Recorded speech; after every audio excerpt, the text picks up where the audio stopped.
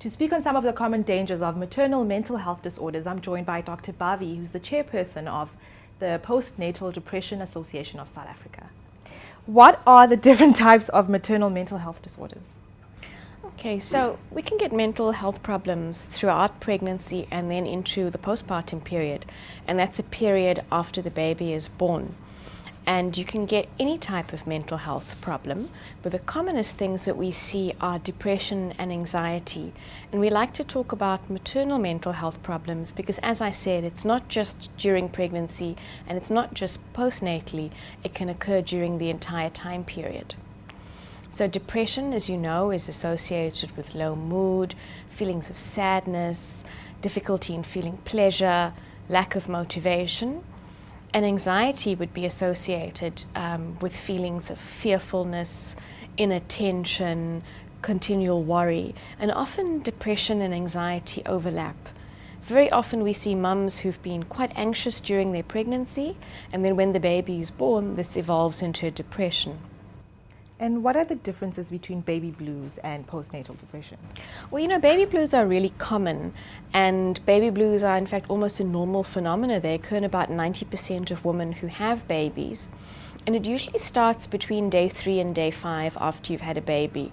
And it's probably because of the changes in hormone, the exhaustion that you get after having delivered a baby, the sleeplessness after 3 nights, and by that time the elation has settled and the reality kicks in, and it's usually a period of weepiness, tearfulness, but it usually settles within a couple of days. If baby blues are lasting anything more than 2 weeks, or if you're feeling suicidal, or if you feel that you can't cope, then it's a sign that something else is wrong and you should really seek professional help. And I mean, what are some of the symptoms to look out for someone who's diagnosed with postnatal depression? You know, the things that you need to look out for are low mood and anxiety, difficulty sleeping, particularly the fact that if you can't sleep when your baby's sleeping, because most new mothers will tell you that they can fall asleep standing upright in the middle of traffic. But, you know, the mum who can't sleep when her baby's sleeping, there's a problem there. Any mother who has thoughts of suicide, however fleeting, or any mother who has thoughts of harming her baby, however fleeting they are, really should seek help. And I mean, what are the common risks with postnatal depression? We know the biggest risk for a postnatal depression is having had depression previously, particularly if you've had depression previously in one of your pregnancies or had a previous postnatal depression.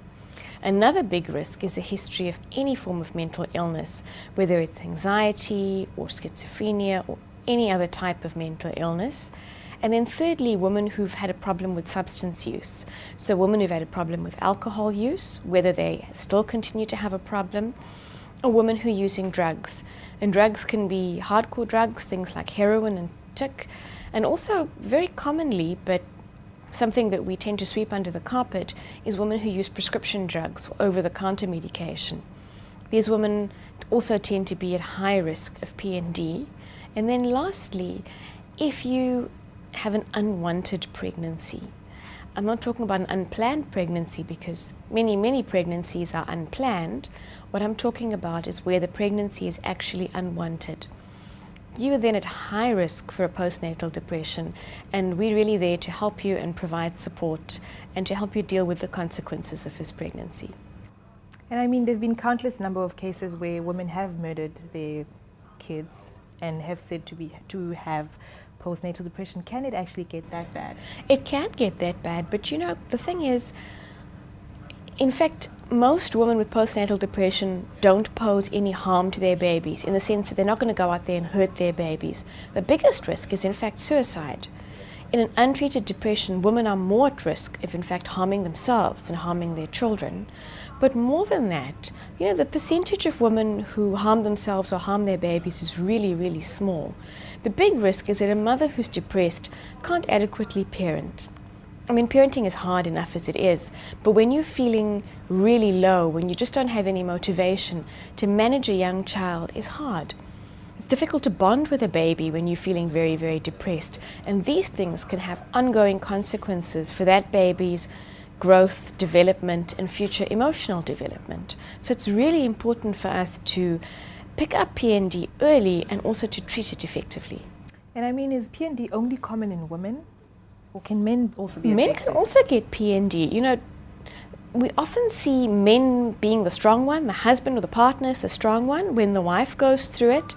And then when she gets better, you actually start seeing, no, that husband is depressed as well.